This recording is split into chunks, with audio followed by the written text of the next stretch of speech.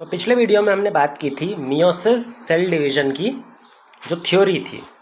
यहाँ पे हम मियोसिस के न्यूमेरिकल क्वेश्चन समझने वाले हैं। तो हम यहाँ पर जो मियोसिस के ऊपर डिफरेंट टाइप के न्यूमेरिकल्स आते हैं, काफ़ी मुश्किल न्यूमेरिकल्स इस टॉपिक से बनते हैं, वो सारे न्यूमेरिकल्स की बात हम यहाँ पर करने वाले हैं।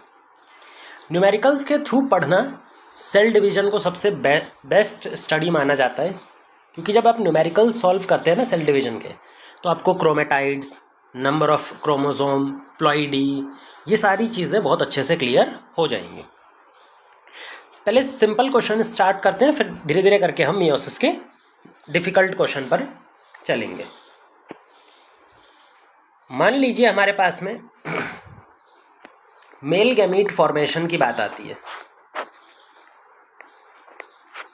ह्यूमंस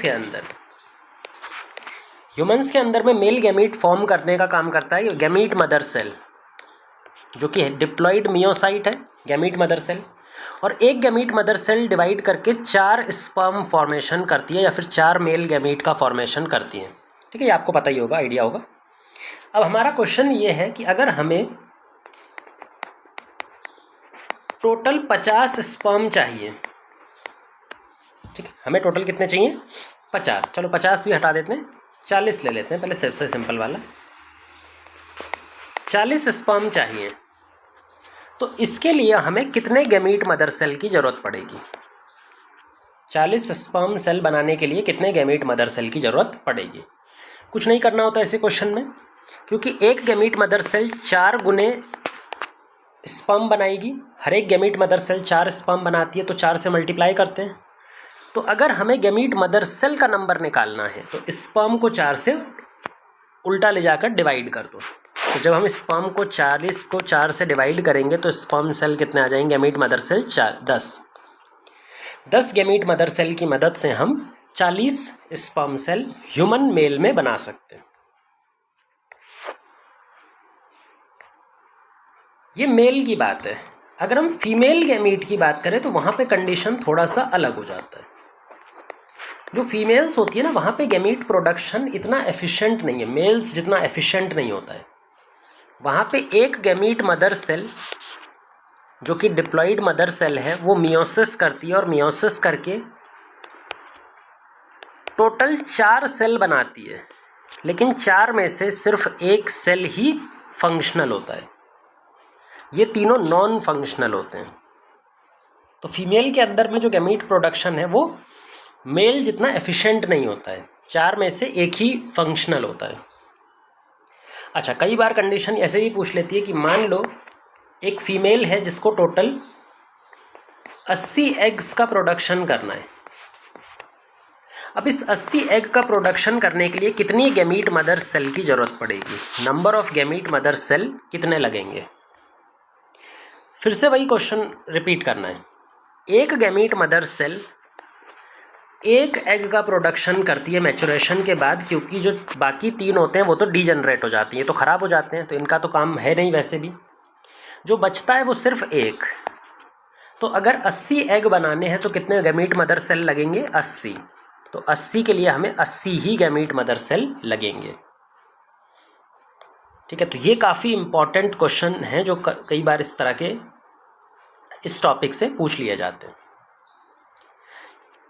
ये हमने मेल गैमीट और फीमेल गैमीट की बात की। अब बात करते हैं जाइगोट की। एक और क्वेश्चन लेते हैं जिसमें हम जाइगोट की बात करेंगे।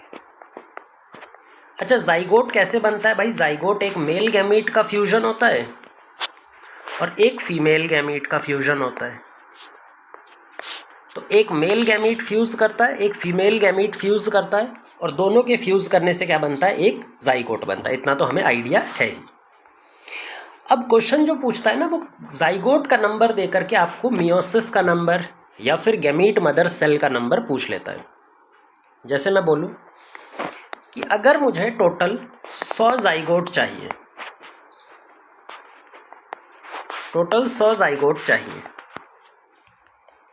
तो कितने gamete mother cell total male female दोनों के मिला के कितने गैमीट मदर सेल पार्टिसिपेट करने चाहिए या फिर मियोसिस डिवीज़न शो करने चाहिए? कितने गैमीट मदर सेल मियोसिस करेंगे?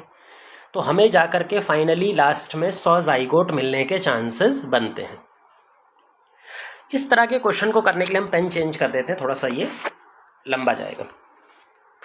100 जाइगोट है, इसका सिंपल सा मतलब है कि 100 एग होंगे। अच्छा, 100 जाइगोट है, इसका मतलब ये भी है कि 100 स्पर्म होंगे। ये दोनों में कोई दिक्कत नहीं होनी चाहिए किसी को। 100 एग लगेंगे और 100 स्पर्म लगेंगे। अब दोनों को अलग अलग सॉल्व करो। 100 एग को बनाने के लिए कितने गैमीट मदर सेल की ज़रूरत पड़ेगी? जैसा हमने पिछले क्वेश्चन में ही बताया था कि एक gamete mother cell female body के अंदर एक सिंगल एग का प्रोडक्शन करती है आफ्टर मैचुरेशन। तो अगर एक गैमीट मदर सेल एक एग का प्रोडक्शन कर रही है तो 100 एग का प्रोडक्शन करने के लिए कितने गैमीट मदर सेल लगेंगे? 100 ही लगेंगे। तो कितने गैमीट मदर सेल लगेंगे? टोटल 100 गैमीट मदर सेल लगेंगे। ये फीमेल की बात हो गई। अभी पूरा नहीं हुआ है, हमने बोला था मेल फीमेल दोनों का मिला करके कितने गैमीट मदर सेल इन्वॉल्व होंगे वो बताना है। 100 स्पर्म सेल बनाने। अच्छा, मेल में जो गैमीट प्रोडक्शन होता है वो थोड़ा सा ज़्यादा एफिशिएंट होता है। मेल के अंदर एक gamete mother cell total 4 sperm का प्रोडक्शन करता है। एक gamete mother cell total 4 sperm का प्रोडक्शन करता है। तो अगर हमारे पास 100 स्पर्म है और हमको निकालना है जीएमसी, गैमीट मदर सेल का नंबर, तो हम क्या करेंगे? 100 को 4 से डिवाइड कर देंगे। 100 को क्या करेंगे? 4 से डिवाइड कर देंगे तो कितना बचेगा? 25। तो कितने गैमीट मदर सेल लगे? मेल बॉडी में 25, फीमेल में 100, टोटल 125। तो कितने गैमीट मदर सेल इन्वॉल्व होंगे तब जाकर के हमारे जो 100 जाइगोट बन पाएंगे? 125। ये हमें याद रखना है। ठीक है, इस तरह के क्वेश्चन यहाँ पर भी आते हैं और सेक्सुअल रिप्रोडक्शन वगैरह, जो सेक्सुअल रिप्रोडक्टिव टॉपिक्स वगैरह होते हैं तो वहाँ पे भी इस तरह के क्वेश्चन बनते हैं। ठीक है, ये नंबर बेस्ड क्वेश्चन आपको याद करने ही हैं। फिर उसके बाद हम चलेंगे क्रोमोसोम, क्रोमेटाइड और सेंट्रोमियर का नंबर, है ना, 2 एम्प्लॉयडी नंबर, उस पर अभी हम आगे चलते हैं। पहले हम सबसे सिंपल वाला नंबर बेस्ड क्वेश्चन कर रहे हैं। ये तो बात हो गई हमारा एनिमल्स के अंदर, ह्यूमंस के अंदर। ऐसा ही क्वेश्चन आजकल वो बहुत ज़्यादा पूछता है प्लांट्स के लिए। खैर वो इस टॉपिक का नहीं रहता, इस चैप्टर का नहीं रहता, वो एक्चुअल में तो सेक्सुअल रिप्रोडक्शन फ्लावरिंग प्लांट्स का रहता है, लेकिन फिर भी यहाँ भी पढ़ाने में कोई दिक्कत नहीं है क्योंकि मियोसिस पर ही बेस्ड रहता है। जैसा हमने बताया था कि एनिमल्स के अंदर मियोसिस होता है फॉर गैमीट फॉर्मेशन के लिए, ऐसे ही प्लांट्स के अंदर में मियोसिस गैमीट फॉर्मेशन के लिए नहीं होता। उनका gamete formation normal mitosis division से होता है। उनके अंदर में मियोसिस डिवीजन होता है फॉर स्पोर फॉर्मेशन। तो प्लांट्स के अंदर में स्पोर फॉर्मेशन के लिए मियोसिस लगता है। जब स्पोर बनाना होता है तब जाकर कहीं मियोसिस इन्वॉल्व किया जाता है। सही है। इसका सिंपल सा मतलब है कि जैसे हमारे पास 2 डिफरेंट टाइप के गैमीट्स बन रहे थे, मेल और फीमेल, प्लांट्स में 2 तरह के स्पोर बनेंगे। एक को कहते हैं मेल स्पोर या माइक्रोस्पोर। बहुत ज़्यादा समझने की ज़रूरत नहीं है, ये सेक्सुअल रिप्रोडक्शन वाले टॉपिक में बहुत अच्छे से आएगा। बस आप इतना याद रख लीजिए, मेल स्पोर का दूसरा नाम होता है माइक्रोस्पोर, ये छोटे साइज़ का होता है। एक दूसरा होता है मेगा स्पोर, जो बड़े साइज़ का होता है और वो फीमेल स्पोर कहलाता है। वो फीमेल स्पोर कहलाता है। बस इतना ही याद रखना है हमें, इससे ज़्यादा हमें याद रखने की ज़रूरत है भी नहीं।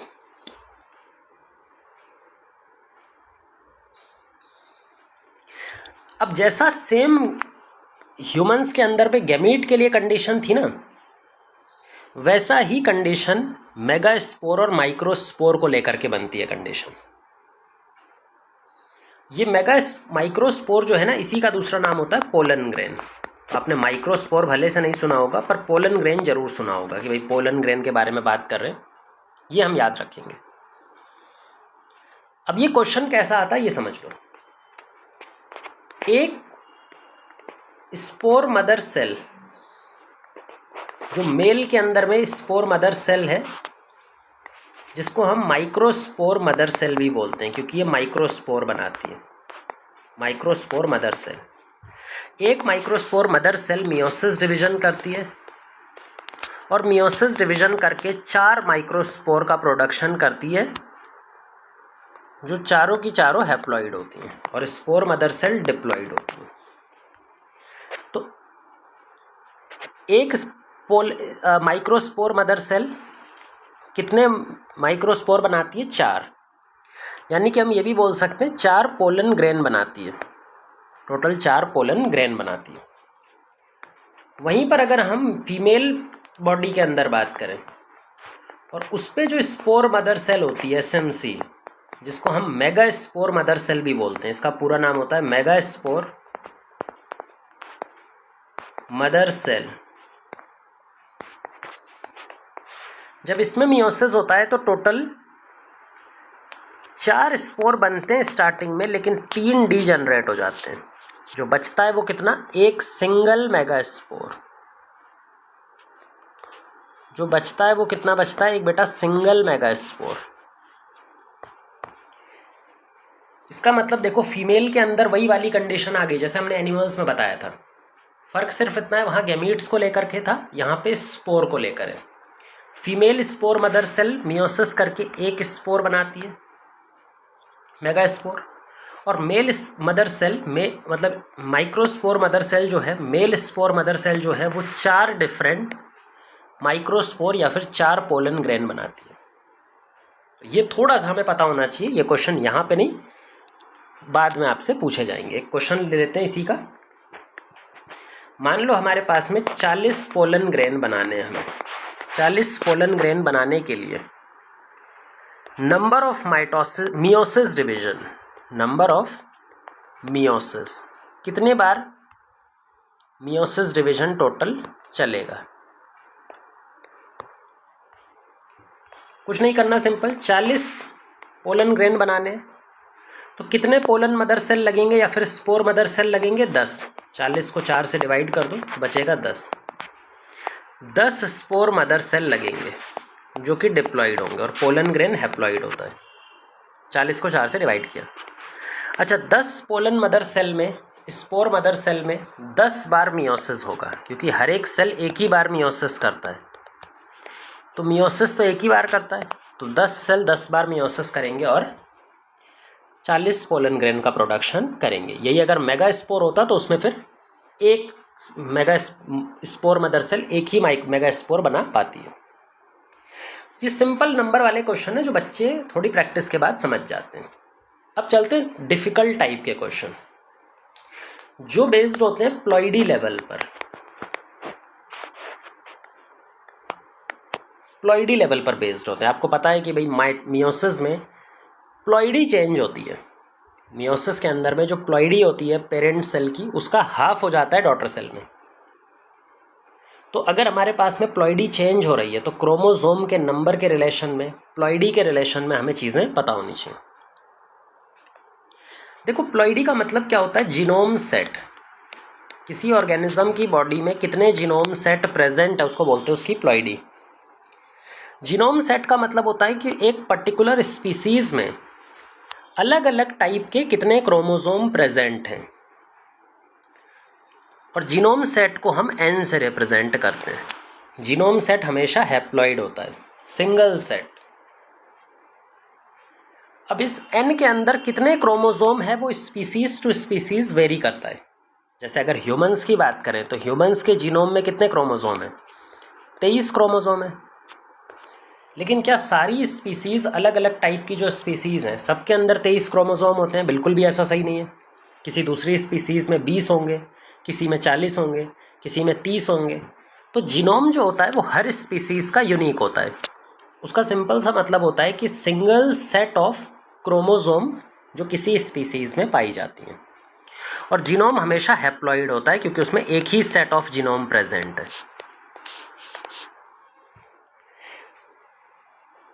पर जो डिप्लॉइड इंडिविजुअल होगा उसके पास एक जीनोम सेट मदर से आएगा और एक फादर से आएगा, तो उसका जीनोम सेट कितना हो जाता है? 2n। इसीलिए sexual reproducing organism usual cases में अडल्ट स्टेज में डिप्लॉइड फॉर्म में दिखाई पड़ते हैं, क्योंकि एक जीनोम उनको मदर से मिलता है और एक जीनोम फादर से मिलता है, दोनों मिलाकर के 2n हो जाता है।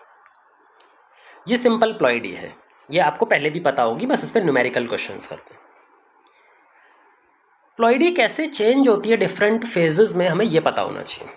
इस पर एक इजी क्वेश्चन पहले करते हैं। मान लो एक मियोसाइट है, मियोसाइट जिसके अंदर में टोटल 14 क्रोमोसोम है। उस मियोसाइट के अंदर टोटल क्रोमोसोम कितने बेटा? हमने बोला 14 क्रोमोसोम है। तो ऐसी कंडीशन में इस मियोसाइट का जब ये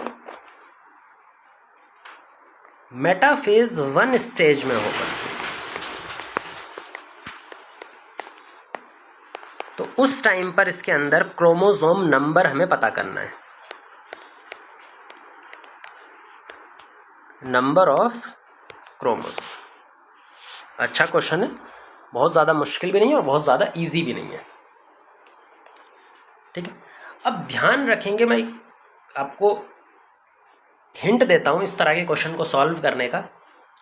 कभी भी अगर क्रोमोसोम नंबर पूछा जाए या फिर डीएनए कंटेंट पूछा जाए तो डायरेक्ट जो गिवन नंबर है उसको लेकर के सॉल्व करने की बजाय पहले आप इसको कन्वर्ट कर लो जो सबसे सिंपलेस्ट फॉर्म है, यानी कि एन और सी की टर्म्स में। आप इसको किस में कन्वर्ट कर लो? एन और सी की टर्म्स में। जैसे हमारे पास एन सी होता है, 2n 2c होता है, 3n 3c होता है। इस नंबर को पहले हम n और c की रिस्पेक्ट में कन्वर्ट कर लेंगे। जो आंसर लाओ वो भी n और c की टर्म्स में लाओ। फिर जो फाइनल आंसर है सिर्फ उसको नंबर में कन्वर्ट करो। ये 3 स्टेप आपको फॉलो करने ही हैं अगर आपको ये आंसर सही चाहिए तो। कभी भी नंबर को लेकर के सॉल्व मत करो, उसको किस में कन्वर्ट करो? n और c की टर्म्स में। फिर उस n और c की टर्म्स में ही फाइनल आंसर लेकर के दो। फिर जब फाइनल आंसर n और c की टर्म्स में आ जाए तो उस आंसर की वैल्यू को लास्ट में पुट कर दो, आंसर आपका आ जाएगा। अब देखना यहाँ पे क्या होता है। मियोसाइट जो होता है वो हमेशा डिप्लॉइड होता है। मियोसाइट कभी भी हैप्लॉइड नहीं हो सकता, ये हमने पहले ही बताया था कि एक मियोसाइट सेल हमेशा डिप्लॉइड होता है। हमेशा इसकी वैल्यू 2n रहेगी और 2c रहेगी। अब इस क्वेश्चन में डीएनए कंटेंट के बारे में तो कुछ बोला नहीं गया है, सिर्फ और सिर्फ क्रोमोसोम नंबर के बारे में बोला गया है। तो हम यही लेकर के पढ़ने वाले हैं, यही लेकर के आगे सॉल्व करेंगे। अच्छा, इसके अंदर क्रोमोसोम कितना है? 2n, और 2n की वैल्यू कितनी है? 14। ये भी छोड़ दो, अभी कुछ इसके लिए सॉल्व नहीं करना, बस इतना हमें पता होना चाहिए 2n की वैल्यू कितनी है? 14। अब हमसे ये पूछ रहा है कि मेटाफेज 1 में क्रोमोसोम नंबर कितना होगा।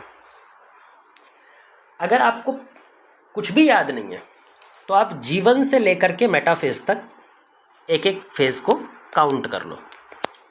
सबसे पहले G1, G1 के बाद S, S के बाद G2, इतना तो इंटरफेज नॉर्मली रहता है।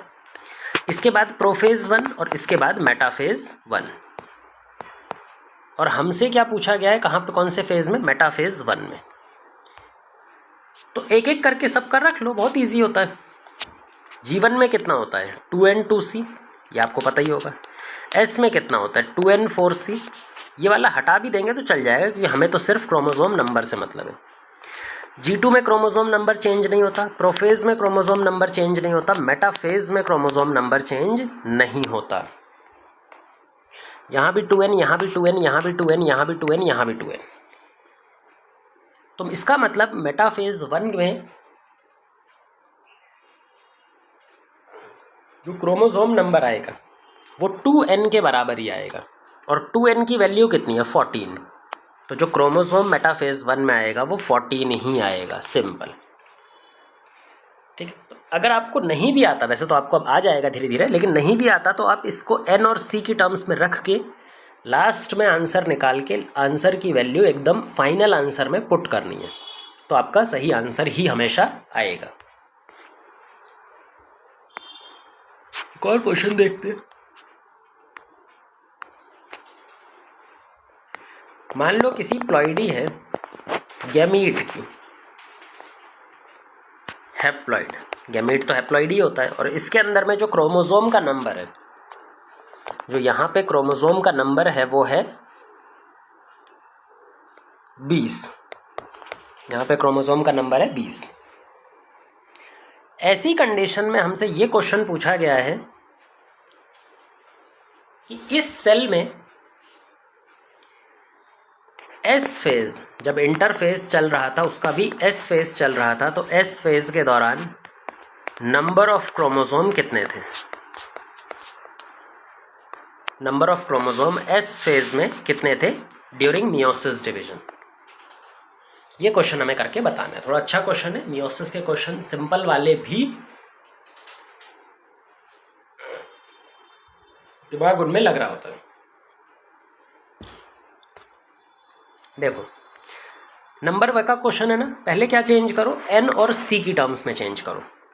देखो गैमीट की प्लॉइडी कितनी होती है, हैप्लॉइड, मतलब गैमीट सिंगल एन होगा, और सिंगल एन की वैल्यू कितनी दी हुई है 20।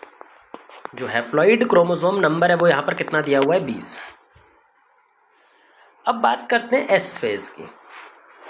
अब आपको फिर से एन और सी की टर्म्स में चाहिए, आपको ज़्यादा सोचना नहीं है, आपको नंबर से कोई मतलब नहीं है। खाली आप ये बताओ कि जब मियोसाइट कभी मियोसिस में एंटर करता है तो एस फेज के दौरान उनका क्रोमोसोम नंबर कितना होता है। अगर नहीं समझ में आ रहा तो G1 और एस फेज दोनों का निकाल लो, क्योंकि G2 G1 का तो याद ही रहता है, मियोसाइट हमेशा है डिप्लॉइड होते हैं। और एस फेज में क्रोमोसोम कंटेंट तो बढ़ जाता है, डीएनए कंटेंट तो बढ़ जाता है, लेकिन क्रोमोसोम नंबर सेम ही रहता है। तो क्रोमोसोम नंबर कितना होना चाहिए 2n, है ना। अब n की वैल्यू हमें पता है, n की वैल्यू 20, तो 2n की वैल्यू 2 × 20 = 40। तो एस फेज में जो क्रोमोसोम का नंबर रहेगा दैट इज 40।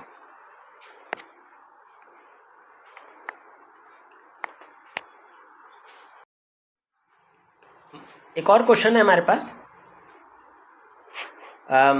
मान लेते हैं अब थोड़ा सा डिफ़िकल्टी लेवल हम बढ़ाएंगे, मतलब मीडियम लेवल ऑफ डिफ़िकल्टी हम लेकर के चलेंगे। मान लो कि कोई मियोसाइट है, गैमीट मदर सेल है, जिसका जो प्लॉइडी है वो डिप्लॉइड है, और क्रोमोसोम नंबर इसमें कितने मिल रहे हैं, टोटल नंबर ऑफ क्रोमोसोम यहाँ पर 80 देखने को मिल रहे हैं। टोटल नंबर ऑफ क्रोमोसोम कितने बेटे 80। अब हमसे पूछा जाएगा, ये क्वेश्चन पूछा गया है, तो जो क्वेश्चन पूछा गया है यहाँ पे वो क्वेश्चन ये पूछा गया है कि जब मेटाफेज 1 होगा, मेटाफेज 1 स्टेज होगा, तो मेटाफेज 1 स्टेज में कितने बाइवेलेंट अटैच्ड अरेंज होंगे। मेटाफेज 1 में जो बाइवेलेंट अरेंज होते हैं सेंट्रोमियर मतलब इक्वेटोरियल प्लेन पे, तो उस पे हमारे क्रोमोसोम बाइवेलेंट की फॉर्म में अरेंज होते हैं। दो होमोलोगस पेयर जो होते हैं, मतलब होमोलोगस पेयर ऑफ क्रोमोसोम जो होते हैं वो साथ में अरेंज्ड होते हैं। तो वो कैसे अरेंज होने वाले, वही चीज़ यहाँ पे पूछी गई है। कितने बाइवेलेंट वहाँ पे बनेंगे ये पूछा गया है। फिर से आपको अगर समझ में नहीं आए तो पहले इसका फॉर्मूला और डायग्राम हमेशा याद रखने की कोशिश किया करें। देखो मेटाफेज 1 में क्रोमोसोम नंबर कितना होता है, अगर आपको याद है डायरेक्टली तो आपको पता होगा 2n4c होता है। नहीं याद है तो भी चल जाएगा भाई, आप ऐसे कर लीजिए, एक एक करके याद कर लीजिए। G1 S, G2 prophase 1 metaphase 1, तो आपको पता होता है यहाँ पे तो 2n2c होता है, और S फेज में 2n4c हो जाता है। ना तो G2 में कोई चेंज होता है, ना प्रोफेज 1 में कोई चेंज होता है, ना मेटाफेज 1 में कोई चेंज होता है। मतलब मेटाफेज 1 में क्या है 2n4c, हमें सिर्फ नंबर से मतलब है, तो 2n से मतलब है हमें, नंबर तो चेंज नहीं होता। जब मेटाफेज 1 स्टेज आती है तो जितने भी क्रोमोसोम होते हैं ना वो दो मेटाफेजिक प्लेट पे अलाइंग होते हैं। एक मेटाफेज प्लेट मान लो ये है, और एक मेटाफेजिक प्लेट ये है। ये इक्वेटोरियल प्लेन पे दो मेटाफेजिक प्लेट है, एक ये वाली और एक ये वाली, मेटाफेज प्लेट 1 और प्लेट 2। दोनों प्लेट्स पे आधे आधे क्रोमोसोम अलाइंग होते हैं, मतलब इस प्लेट पे आधे क्रोमोसोम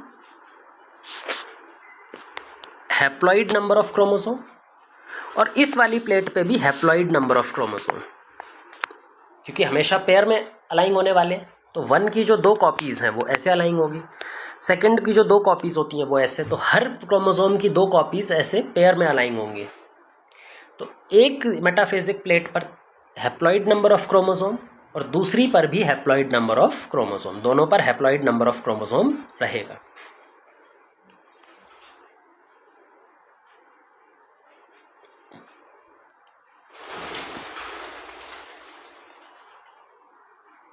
बाइवेलेंट किसको बोलते हैं इसमें से?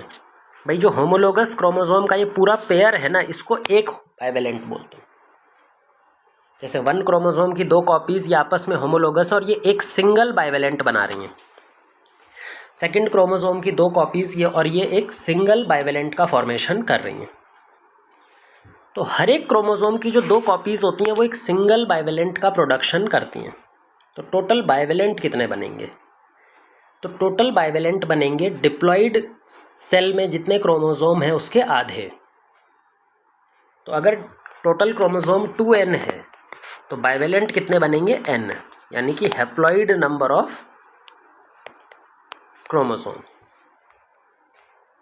ये हमने निकाल लिया कितने बाइवेलेंट बनेंगे, हैप्लॉइड नंबर ऑफ क्रोमोसोम। अब हमें फाइनल आंसर रखना है, वैल्यू रखनी है। इसने बोला था 2n का मतलब होता है 80, तो n का मतलब कितना होगा? 40। बाइवेलेंट्स कितने बन रहे हैं? n, और n का मतलब है 40, तो टोटल 40 बाइवेलेंट्स हमें बन करके देंगे। तो ये मॉडरेट लेवल का क्वेश्चन है जो मियोसिस पे जनरली पूछा जाता है, उसके इस तरह के न्यूमेरिकल क्वेश्चंस भी बनते हैं। एक और क्वेश्चन देखते हैं, इसी पैटर्न पे देखेंगे। मान लो हमारे पास में एनाफेज मेटाफेज 2 है।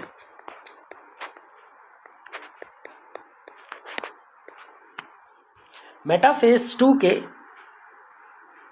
जो इक्वेटोरियल प्लेन होता है या फिर जो मेटाफेजिक प्लेट होती है, उस मेटाफेजिक प्लेट पर, मेटाफेज 2 पे जो मेटाफेजिक प्लेट होती है, उस metaphasic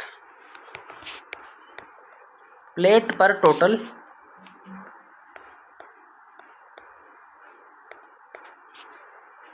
total 40 number of chromosome हमें दिखाई पड़ रहे हैं। किस पे? मेटाफेज 2 की मेटाफेजिक प्लेट पर। यहां पे क्वेश्चन ये पूछा जा रहा है कि ड्यूरिंग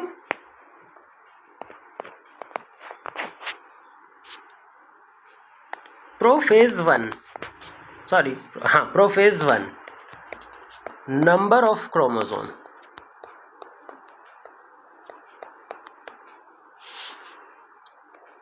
ये वाला करना है, ठीक है।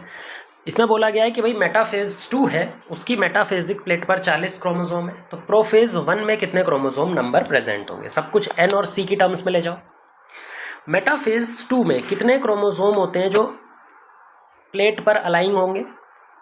आपको मालूम होना चाहिए मेटाफेज 2 में n नंबर ऑफ क्रोमोसोम और 2c, क्योंकि मियोसिस 1 के बाद में जो सेल बचे थे उनकी प्लॉइडी थी, उनका जो जेनेटिक कंटेंट था वो n एंड 2c था। और प्रोफेज में तो कुछ चेंज होता नहीं है, मेटाफेज में चेंज तो कुछ होता नहीं है, तो जो भी मियोसिस 1 से होकर के आया था वो सब कुछ हमें मेटाफेज 2 तक भी सेम दिखाई देगा।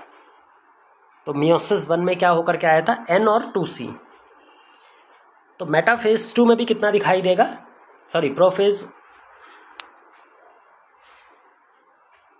सॉरी, ये हो गया, हमें प्रोफेज 1 पूछा गया है, ओके।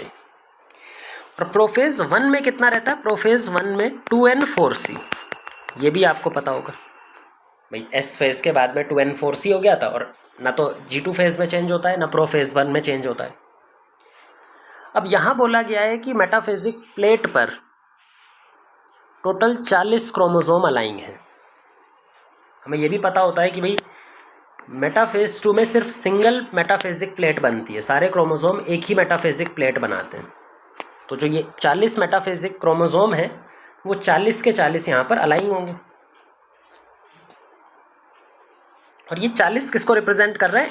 n को, हैप्लॉइड नंबर को। पर जब हम प्रोफेज की बात करते हैं तो ये 2n होता है, तो 80 का डबल क्या हो जाएगा? 40 का डबल क्या हो जाएगा? 80 तो जो 80 है वो हमारा प्रोफेज 1 में क्रोमोसोम दिखाई पड़ेगा। नेक्स्ट क्वेश्चन एक और लेते हैं इसी पे। अब हम क्वेश्चन लेने वाले हैं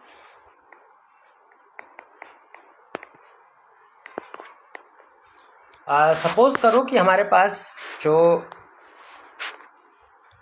क्रोमोसोम नंबर है in each cell after meiosis 2, meiosis 2 के बाद में जो सेल बन रहे हैं, जो डॉटर सेल बन रही हैं, उन हर एक डॉटर सेल में जो क्रोमोसोम नंबर है दैट इज 60, है ना। सिंपल सा ये पूछा गया। अब क्वेश्चन ये है हमारा कि इस केस में एनाफेज 1 में कितने क्रोमोसोम होंगे, नंबर। सिंपल सा आपसे पूछा है क्रोमोसोम नंबर। देखो फिर से एन और सी की टर्म्स में लिखो। मियोसिस 2 के बाद में जो सेल बनते हैं वो हैप्लॉइड सेल बनते हैं, उनका जो प्लॉइडी नंबर रहता है एन और सी रहता है। और एनाफेज 1 में आपको मालूम होगा क्योंकि सेंट्रोमियर स्प्लिट नहीं होता तो यहाँ पे जेनेटिक मटेरियल में कोई चेंज नहीं आता। Genetic material 2n and 4c ही रहता है। यहाँ पे सिर्फ नंबर की बात की गई है तो हम सिर्फ नंबर लेकर के भी चल सकते हैं, n और 2c। अब यहाँ पर n की वैल्यू कितनी दी है 60, तो एनाफेज में 2n है तो कितना हो जाएगा 120। तो कितने क्रोमोसोम दिखाई देंगे, टोटल 120 क्रोमोसोम यहाँ पर दिखाई देंगे। तो इस तरह से आप नंबर में खेल सकते हैं, नंबर के रिलेशन में आंसर दे सकते हैं। अब बात करते हैं डीएनए कंटेंट की। अभी तक हमने सिर्फ नंबर बेस्ड क्वेश्चंस किए हैं, अब हम डीएनए कंटेंट बेस्ड क्वेश्चन कर लेते हैं। जो डीएनए कंटेंट होता है जिसको हम सी से रिप्रेजेंट करते हैं और इसको मेजर करने के लिए पिकोग्राम वैल्यू यूज़ करते हैं।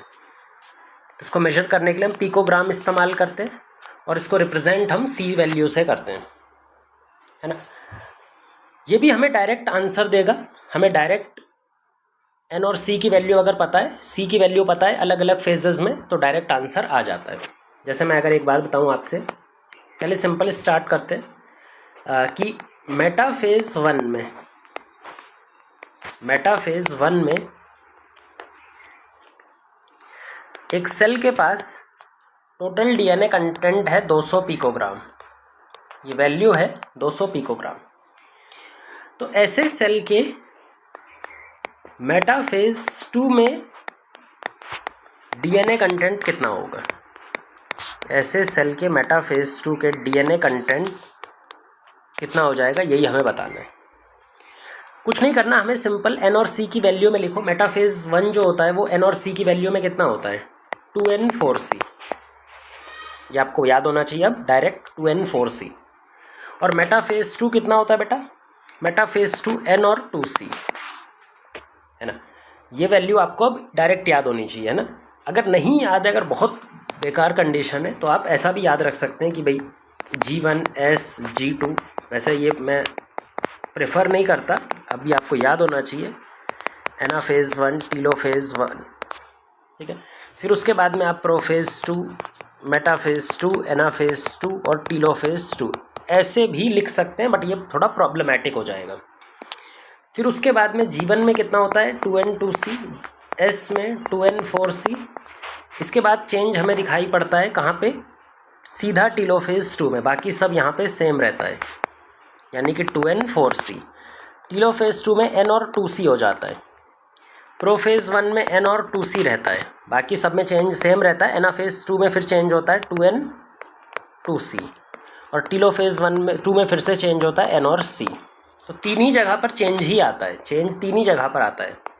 एक एस फेज में, चार जगह सॉरी, एक टीलोफेज में 1 में, एनाफेज 2 में और टीलोफेज 2 में। अगर नहीं याद है तो ये बहुत गिरती हुई हालत में याद करना है, अदरवाइज आपको डायरेक्ट पता होना चाहिए। अब मेटाफेज 2 में डीएनए कंटेंट देखो कितना है 2c, और यहाँ पे 4c, मतलब इसका आधा होगा। जितना भी यहाँ पे उसका आधा होना चाहिए। यहाँ पे कितना है 200 पिकोग्राम, इसका आधा कितना हो जाएगा 100 पिकोग्राम। तो सीधा हमें लिखना है 100 पिकोग्राम। तो हमें डायरेक्ट ऐसे सॉल्व करना है। एक और क्वेश्चन कर लेते हैं। मान लो हमारा डीएनए कंटेंट दिया हुआ है क्वेश्चन में, और जो डीएनए कंटेंट हमें दिया हुआ है वो प्रोफेज 1 का दिया हुआ है। प्रोफेज 1 में डीएनए कंटेंट है 400 पिकोग्राम। 400 पिकोग्राम। पूछा गया है कि जब टीलोफेज 2 आएगा, टीलोफेज 2 में डीएनए कंटेंट कितना होगा, ये पूछा गया है। वैसे तो आपको डायरेक्ट याद होना चाहिए कि भाई प्रोफेज 1 में कितना रहता है 2N4C, और टीलोफेज 2 में कितना रहता है N और C, सब कुछ आधा हो जाता है। नहीं याद है तो ऐसा बना लो, बहुत गिरती हुई कंडीशन में बनाया जा सकता है, कोई दिक्कत नहीं है। S में बाद कुछ चेंज नहीं होता, सब में 2N4C, और टीलोफेज 1-2 में N और C। तो डायरेक्ट वैल्यू लिख दो, हमें C चाहिए, यहाँ पे 4C और यहाँ पे C, तो यहाँ पे जितनी भी वैल्यू है इसको 4 से डिवाइड कर दो। तो यहाँ पे 400 है, इसको 4 से डिवाइड करेंगे तो बचेगा 100, तो यहाँ पे 100 पिकोग्राम आ जाएगा। इस तरह से आप निकाल सकते हो, ये भी क्वेश्चन कर सकते हो इस तरह से। एक और क्वेश्चन करते हैं मास पे ही। मान लो हमारे एस फेज में कोई सेल है जो मियोसाइट है, मियोसिस शो करने वाला है, लेकिन उसके एस फेज में पहले ही हमने डीएनए कंटेंट नापा, तो डीएनए कंटेंट निकला 300 पिकोग्राम। डीएनए कंटेंट कितना निकला बेटा? हाँ 300 पिकोग्राम मान लो।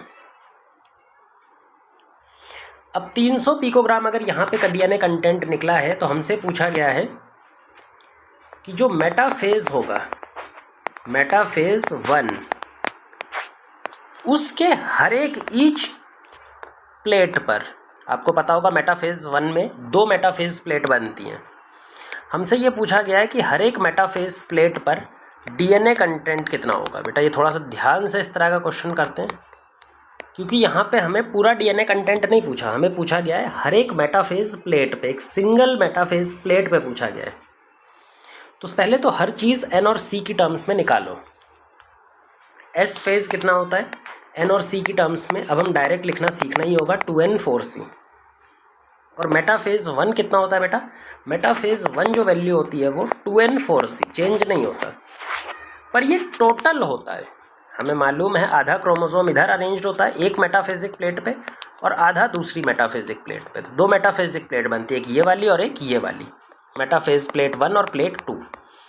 आधा आधा चीज कर दो यहाँ पे, तो यहाँ पे नंबर कितना हो जाएगा N और 2C, और इधर भी N और 2C, तो दोनों पे आधा आधा हो जाता है। जब दोनों पे आधा आधा हो रहा है तो डीएनए कंटेंट देखो, इस पे कितना होगा एक प्लेट पे 2C, और जो एस फेज में दिया है 4C, 4C कितना है 300, और हमारे पास एक प्लेट में कितना है 2C, मतलब इसका आधा करना है। तो 4C का आधा कितना हो जाएगा 150 पिकोग्राम। तो यही 150 पिकोग्राम हमें एक प्लेट पे मिलेगा, 150 पिकोग्राम, और इस वाली प्लेट पे भी 150 पिकोग्राम, क्योंकि हमें एक प्लेट पे पूछा है तो आंसर 150 पिकोग्राम में ही लिखना है हमें। ये हो गया मास में। मास में भी हमें सीधा है ना सारी चीज़ें एन और सी के रिस्पेक्ट में अगर पता है तो बस फिर एल्जेब्रिक इक्वेशन है, लीनियर एल्जेब्रा यूज़ करना है, 4 को मल्टीप्लाई करना है, 4 को डिवाइड करना है, बस सीधा हमें मल्टीप्लाई और डिवाइड ही करना है उसके बाद, तो फिर सारी चीज़ें निकल आएंगी। पर आपको ये एन और सी की टर्म्स में थोड़ा टाइम याद करना पड़ेगा, ठीक है। अब आते हैं थोड़ा और मुश्किल क्वेश्चन पे। अब हम थोड़े और मुश्किल क्वेश्चन पे आते हैं जो ऐसा सच अभी तो जनरली नहीं पूछा गया है, पर सबसे मुश्किल टाइप का क्वेश्चन यही होता है जहां पे वो क्रोमोसोम नंबर,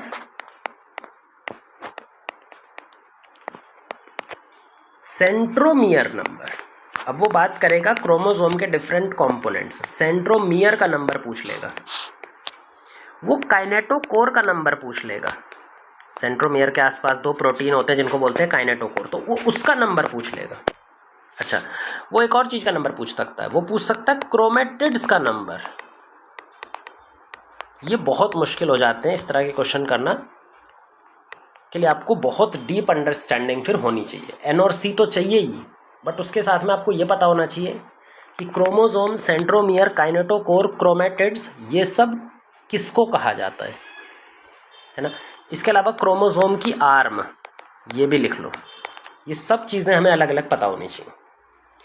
ध्यान रखो क्रोमोसोम का जो नंबर है ना वो सेंट्रोमियर का नंबर है, जितने सेंट्रोमियर दिखें उतने ही क्रोमोसोम, सोचने की ज़रूरत ही नहीं है। जितने सेंट्रोमियर उतने क्रोमोसोम। ये कितना क्रोमोसोम है? एक क्रोमोसोम। और क्रोमेटिड का मतलब जितनी, ये एक सिंगल पूरा जो स्ट्रक्चर है जिसमें दो आर्म दिख रही हैं, इसको बोलते हैं क्रोमेटिड। यहाँ पर एक क्रोमोसोम है और एक ही क्रोमेटिड है। अगर मान लो ऐसा होता, कितने क्रोमोसोम? एक क्रोमोसोम, क्योंकि सेंट्रोमियर एक है तो क्रोमोसोम एक ही माना जाएगा। अच्छा, क्रोमेटिड कितने हैं? दो क्रोमेटिड। क्रोमेटिड कितने बेटा? दो क्रोमेटिड। क्रोमोसोम एक पर क्रोमेटिड दो। थोड़ा और बढ़ाओ। क्रोमोसोम कितने? एक क्रोमोसोम। क्रोमेटिड कितने? तीन क्रोमेटिड। तीन क्रोमेटिड। क्या ये समझ में आ रहा है? बिल्कुल, ये समझ में आना ही चाहिए। अब बात करते हैं कि अगर इनकी स्प्लिटिंग कर दो, मान लो ये हमारे पास में क्रोमोसोम है और इसको हम स्प्लिट कर दें। सेंट्रोमियर स्प्लिट करने से क्या क्रोमोसोम का नंबर डबल होता है? बिल्कुल डबल होता है। तो जो नंबर होगा वो यहाँ पे डबल हो जाएगा। यहाँ पे दो क्रोमोसोम है, इसको अगर हम तोड़ दें इस तीन वाले को तो हमारे पास तीन क्रोमोसोम मिलेंगे।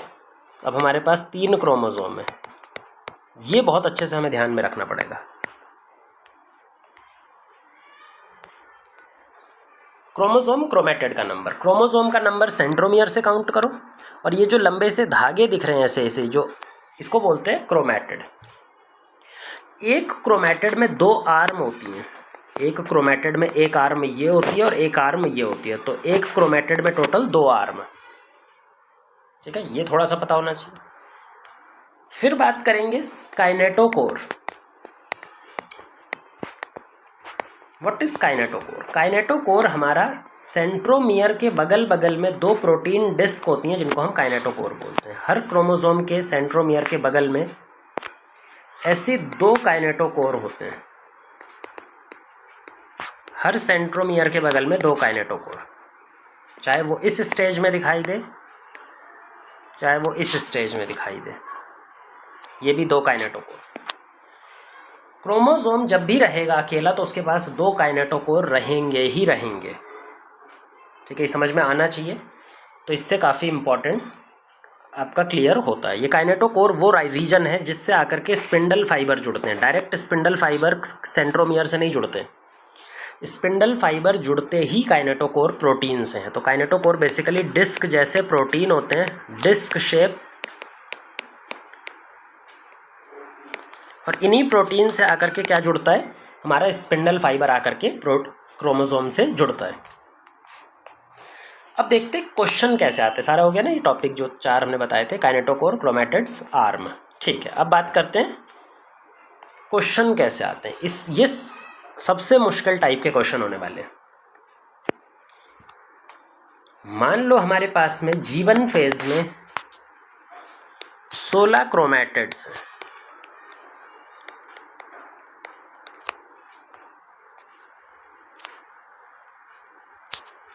G1 फेज में कितने क्रोमेटिड्स हैं? टोटल 16।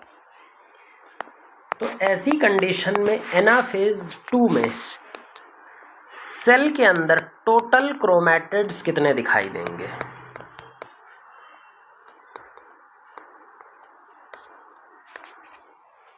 टोटल क्रोमेटिड्स कितने दिखाई देंगे?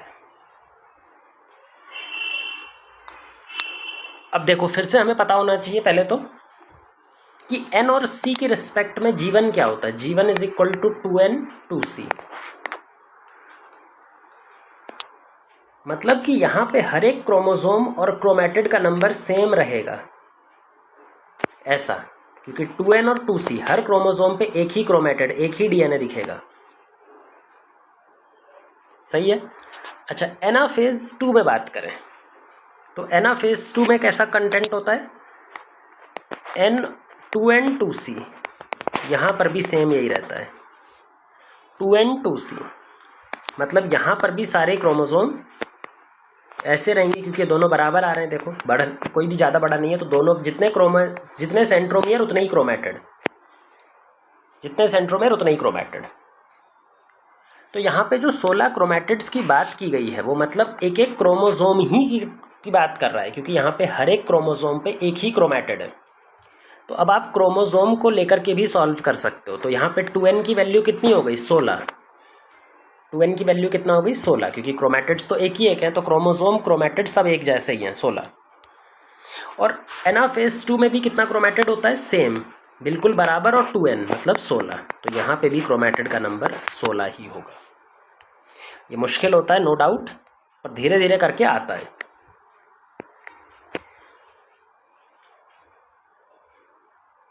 एक क्वेश्चन है यहाँ पे, बहुत अच्छा क्वेश्चन होगा। मान लो गैमीट्स के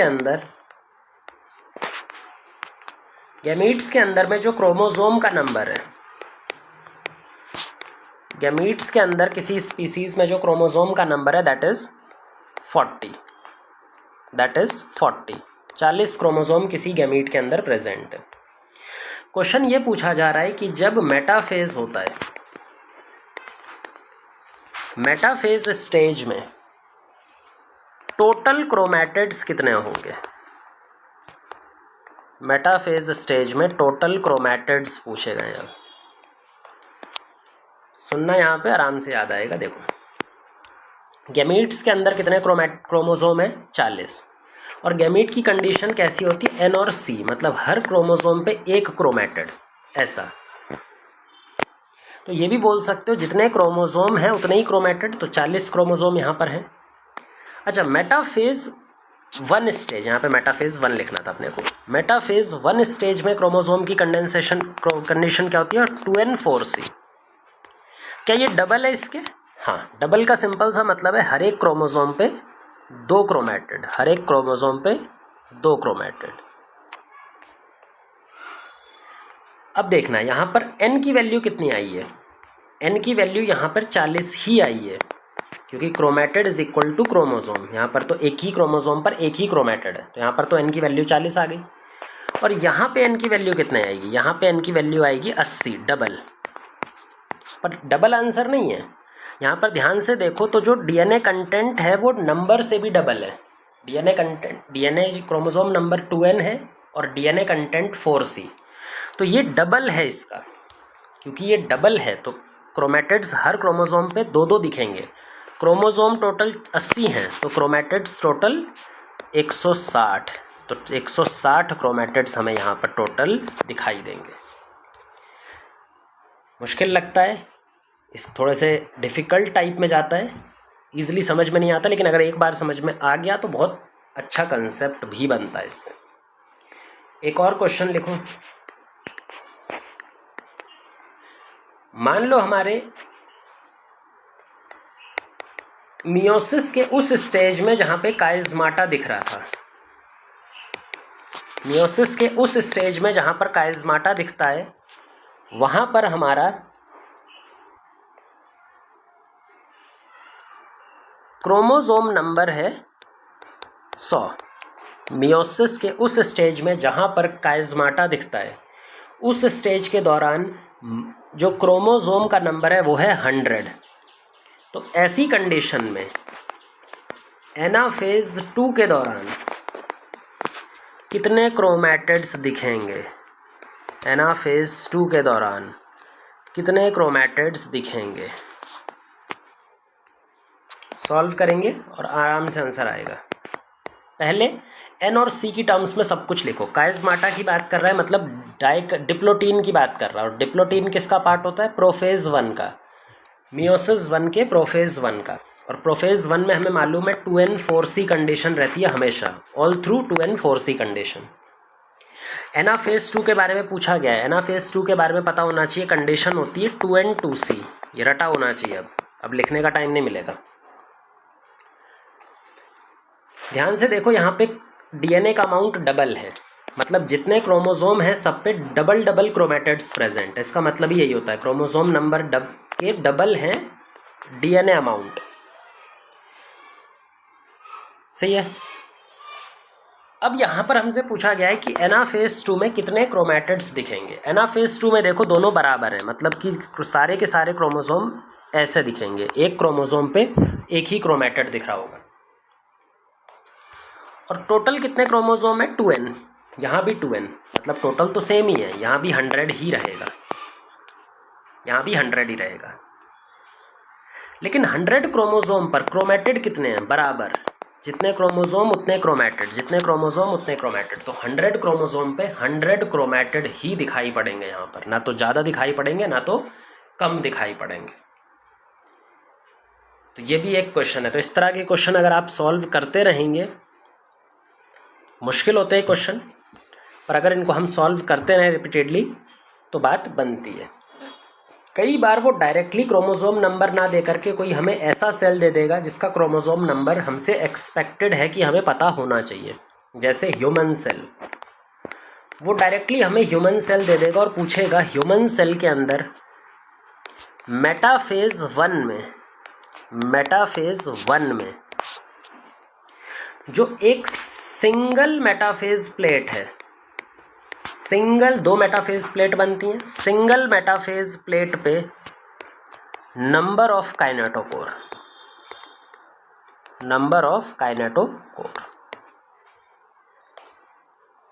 फिर से देखो सेम पहले वही ले जाना है हमें, सबसे पहले वही लेना होता है। मेटाफेज 1 में n और c की रेस्पेक्ट में बताओ, 2n 4c। और सेल कैसे अरेंज्ड होते हैं, मतलब क्रोमोसोम कैसे अरेंज्ड होते हैं? आधे इधर आधे इधर, 2 प्लेट में अरेंज्ड होते हैं, एक प्लेट ये एक प्लेट ये, है ना, सिंपल सही रहता है। अब देखो इस 2n का आधा क्रोमोसोम क्या यहाँ पे रहेगा? n नंबर ऑफ क्रोमोसोम यहाँ पे रहेंगे और n नंबर ऑफ क्रोमोसोम यहाँ पर रहेंगे। हमने एक और बात बताई है कि काइनेटोकोर कितने होते हैं एक क्रोमोसोम पे? डबल। एक क्रोमोसोम पे हमेशा काइनेटोकोर डबल होते हैं। तो अगर क्रोमोसोम नंबर जितना भी आएगा उसका डबल हमें करके देना पड़ेगा, जिससे हमें एक मेटाफेजिक प्लेट पे वैल्यू निकल आएगी। ह्यूमंस के केस में इस n की वैल्यू कितनी होती है? इस n की वैल्यू होती है 23। हमारे पास जीनोम में सिंगल सेट 23 क्रोमोसोम का होता है। अगर क्रोमोसोम एक मेटाफेजिक प्लेट पे 23 हैं तो काइनेटोकोर कितने होंगे? डबल, यानी कि 46। तो काइनेटोकोर कितने हो जाएंगे? डबल, यानी कि 46। ये एक की बात की है हमने, इसकी अगर इसको भी काउंट करोगे तो फिर डबल आएगा, है ना। तो ऐसे क्वेश्चन भी हमें ये तैयार रख के जाने पड़ेंगे अब।